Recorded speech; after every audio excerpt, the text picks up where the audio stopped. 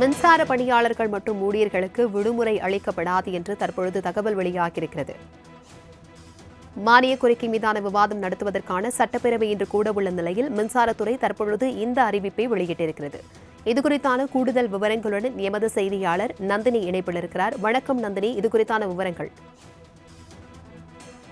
சட்டப்பேரவை கூட்டத்தொடர் இன்று கூட இருக்கக்கூடிய நிலையில் விதிவிலக்காக இல்லாவிட்டால் மின்சார பணியாளர்கள் மற்றும் ஊழியர்களுக்கு விடுமுறை அளிக்கப்படாது என மின்சாரத்துறை சார்பில் உத்தரவு என்பது பிறப்பிக்கப்பட்டிருக்கிறது.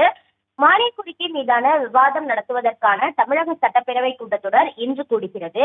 இந்த நிலையில்தான் சட்டப்பேரவை கூட்டத்தொடர் நடைபெற இருக்கக்கூடிய நிலையில் துணை மின் நிலையங்களை தீவிரமாக கண்காணிப்பதோடு 24 மணி நேரமும் பணியாளர்கள் பணியில் இருக்க வேண்டும் எனவும் மின்சார வாரியம் அறிவுறுத்தியிருக்கிறது.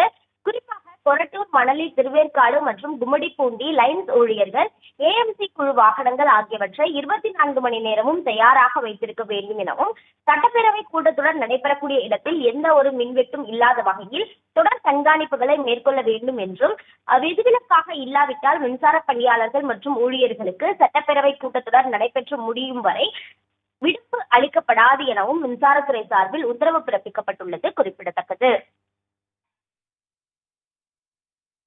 தகவல்களை பகிர்ந்தமைக்கு நன்றி நந்தினி.